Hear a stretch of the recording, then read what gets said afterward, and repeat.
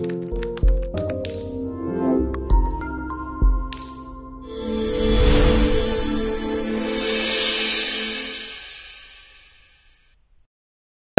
warahmatullahi wabarakatuh.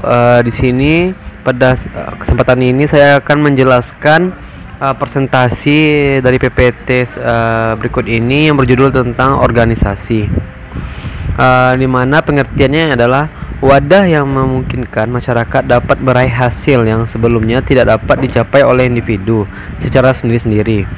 Suatu unit terkoordinasi terdiri setidaknya 2 orang, berfungsi mencapai satu sasaran tertentu atau serangkaian sasaran. Berikut ini menurut dari James Money adalah organisasi adalah sebagai bentuk setiap perserikatan orang-orang untuk mencapai tujuan bersama. Menurut Chester L. Bernard, organisasi ada bila orang-orang berhubungan satu dengan yang lain, mau bekerja sama untuk mencapai tujuan bersama. Jadi kesimpulannya itu wadah atau tempat terselenggaranya administrasi. Yang kedua, adanya berbagai hubungan antar individu maupun kelompok. Yang ketiga, kerjasama, koordinasi, dan pembagian tugas. Yang keempat, aktivitas berdasarkan kinerja masing-masing.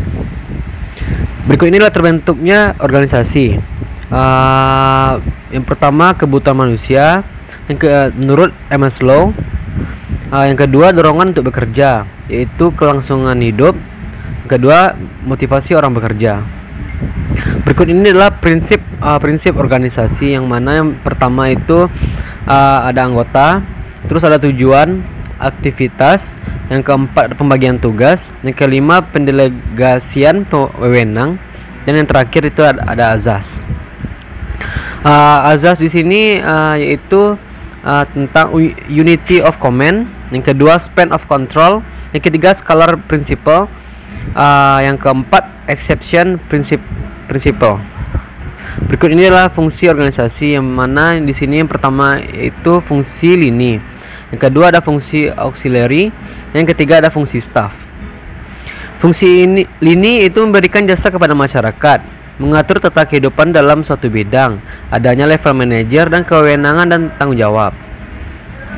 Wewenang pejabat lini itu yang pertama decision making, yang kedua responsibility, yang ketiga planning, yang keempat ada efisiensi, dan yang terakhir menafsirkan aturan-aturan. Fungsi auxiliary yang pertama yaitu memberikan bantuan terhadap pejabat lini, yaitu bantuan pembiayaan, tenaga, dan perlengkapan. Berikutnya ada fungsi staff, yaitu yang mana spesialisasi fungsi, unit khusus, organisasi pemerintah, merupakan pejabat tinggi, berikutnya tidak punya kewenangan operasional, dan terakhir menelaah, menasihati, dan mengamati. Berikut ini adalah golongan fungsi dari staff, yang mana yang pertama itu informatif staff, yang kedua ada advisory staff, yang ketiga supervisor staff. Selanjutnya kita masuk pada tipe organisasi, yang mana yang pertama itu ada line organization, yang kedua line and staff organization, yang ketiga functional organization, dan yang keempat komite organization. Selanjutnya line organization, yang tujuannya itu organisasi sederhana, yaitu organisasi kecil, jumlah karyawannya sangat sedikit, pemimpin dan semua karyawannya saling mengenal, hubungan pemimpin dan bawahan bersifat langsung, dan tingkat spesialisasinya rendah. Kalau organisasi line and staff, yaitu organisasinya besar dan kompleks, jumlah karyawannya banyak, daerah kerjanya luas, hubungan kerja bersifat tidak langsung, pemimpin dan bawahan bisa tidak saling mengenal, dan spesialisasinya beraneka ragam. Berikut inilah komponen utamanya. Yang pertama itu pimpinan, yang kedua ada pembantu pimpinan atau staff, yang terdiri dari staf umum dan staf teknik, dan yang terakhir ada pelaksana. Baik, kita masuk pada organization fungsional, yang mana pembagian tugas dapat dibedakan. Koordinasi pada level manajer, sebagian unit berdasarkan spesialisasi tugas. Para manajer memiliki kewenangan terhadap jajarannya. Berikut kita masuk ke komite organization, yang mana tugasnya itu tertentu dan jangka waktunya terbatas, tanggung jawab secara kolektif, dan semua pemimpinnya punya tanggung jawab yang sama. Kemudian para pelaksana dikelompokkan menurut bidang tertentu. Selanjutnya kita masuk ke teori organisasi, terdiri dari 3, yaitu ada teori organisasi klasik, teori organisasi neoklasik, dan yang terakhir teori organisasi modern. Kita masuk pada organisasi klasik, yang mana ada teori birokrasi, teori administrasi, dan manajemen ilmiah.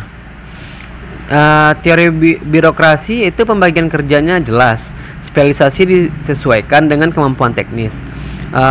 Wewenangnya itu adalah hierarki, program rasional dalam mencapai tujuan, sistem prosedurnya bagi penanganan situasi kerja, sistem aturan yang mencakup hak dan kewajiban para pemegang jabatan, ada pemisahan masalah kantor dengan pribadi. Berikut ini adalah teori administrasi, terdiri dari 6 kegiatan, yaitu yang pertama kegiatan teknikal, yang kedua kegiatan komersial, yang ketiga kegiatan finansial, yang keempat kegiatan keamanan, yang kelima kegiatan akuntansi, dan yang keenam kegiatan manajerial. Baik, kita masuk kepada manajemen ilmiah, yang mana adanya pembagian metode atas dasar ilmu pengetahuan. Perlu ada seleksi, training, dan development sesuai dengan spesialisasi. Perlu adanya pembagian kerja, tanggung jawab antara pemimpin dan bawahan. Perlu dikembangkan semangat kerja yang baik dengan menciptakan suasana kerja yang baik. Berikutnya adalah organisasi neoklasik, yang mana aliran hubungannya sangat manusiawi, menekankan pentingnya aspek psikologis, sosial karyawan, menitik beratkan pada struktur, tata tertib, organisasi formal, dan faktor ekonomi dan rasionalitas. Berikutnya teori neoklasik, yang mana partisipasi atau melibatkan setiap orang dalam pengambilan keputusan, dan perluasan kerja atau job enlargement, dan manajemen bottom up. Berikut inilah struktur organisasi. Yang pertama, perbedaan tugas antara orang lini dengan staf. Yang kedua, perbedaan umur dan pendidikan. Yang ketiga, perbedaan sikap. Organisasi modern, yang mana semua unsur organisasi sebagai satu kesatuan, perpaduan dan desain, menyediakan pemenuhan suatu kebutuhan yang menyeluruh, cenderung memandang organisasi sebagai sistem terbuka. Aspek orang modern, yang pertama departementalis, itu pengelompokan kegiatan. Yang kedua, pembagian kerja, siapa yang mengerjakan apa. Yang ketiga, koordinasi, yang mana memadukan kegiatan guna mencapai tujuan secara efisien. Yang keempat, rentang manajemen, yang mana jumlah bawahan yang dapat dikendalikan. Berikut inilah struktur organisasi. Yang pertama, mekanisme formal organisasi dikelola. Yang mana di sini bisa kita lihat, yang pertama ada fungsi, posisi, tugas, wewenang, tanggung jawab. Yang keempat, spesialisasi kerja. Yang kelima, standarisasi. Yang ketujuh, koordinasi.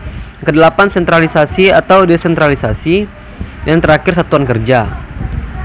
Berikut inilah struktur organisasi, yang mana pola dan kelompok pekerjaan dalam suatu organisasi sebagai pengaruh perilaku individu dan kelompok. Berikut inilah faktor-faktor perancang struktur organisasi. Yang pertama itu adalah strategi organisasi, yang disebut dengan Chandler atau struktur mengikuti strategi. Yang kedua, teknologi. Yang ketiga, anggota. Yang keempat, faktornya itu ukuran organisasi. Berikut inilah unsur-unsurnya. Yang pertama ada spesialisasi kegiatan. Yang kedua, standarisasi kegiatan. Yang ketiga, koordinasi kegiatan. Yang keempat, sentralisasi dan desentralisasi pembuatan keputusan. Dan yang terakhir, ukuran satuan kerja. Berikut inilah pembagian tugas atau pembagian kerjanya, yang mana yang pertama itu setiap personel dalam organisasi harus memiliki tugas atau kerja. Yang kedua, adanya kerjasama dan koordinasi. Yang ketiga, sinergi. Dan yang keempat, kualifikasi person. Berikut ini adalah efektivitas organisasi. Yang pertama ada produksi, mutu, efisiensi, fleksibilitas, kepuasan, persaingan, pengembangan, dan yang terakhir kelangsungan hidup. Berikut ini adalah bagian dari organisasi. Yang pertama itu pembagian kerja. Yang kedua, manajer dan bawahan. Yang ketiga, tipe pekerjaan. Yang keempat, pengelompokan pekerjaan. Yang kelima, tingkatan manajemen. Berikut ini adalah bentuk bagian organisasi. Yang pertama ada bentuknya seperti piramida. Yang kedua vertikal. Yang ketiga horizontal. Dan yang terakhir adalah lingkaran. Baik, kita masuk pada departementalisasi, yang mana proses suatu organisasi secara struktural dibagi dengan mengkombinasikan berbagai pekerjaan dalam suatu kelompok untuk dilaksanakan. Di sini fungsional departementalisasi yaitu menggabungkan pekerjaan menurut fungsi organisasi, yaitu berfungsi keuntungan efisiensi, dan yang terakhir kerugian dapat mengorbankan tujuan organisasi atau konflik antar fungsi. Berikut ini adalah struktur dari departementalisasi fungsi. Yang pertama, yang paling tinggi kita melihat Chief Executive Officer, dan di bawahnya ada engineering, finance dan personal, dan yang di bawah manufacturing, logistik dan public relation. Berikut ini adalah departementalisasi produk, yang mana mengelompokkan pekerjaan atas dasar produk. Semua karyawan yang berhubungan dengan satu produk penjualan diawasi seorang manajer. Pengembangan personil dalam pembuatan dan pendistribusian produk. Berikut ini adalah struktur dari Vice President. Yang pertama yaitu paling tinggi yaitu Vice President dan Manager atau GM, Consumer Product Division. Seperti yang bisa dilihat pada slide ini, inilah struktur organisasinya. Baik, kita masuk ke departementalisasi wilayah. Yang pertama yaitu daerah, regional, geografis, dan kegiatan dikelompokkan lokasi operasi, pertimbangan wilayah sumber daya atau market. Berikut ini adalah strukturnya yang dikepalai oleh presidir atau presiden direktur.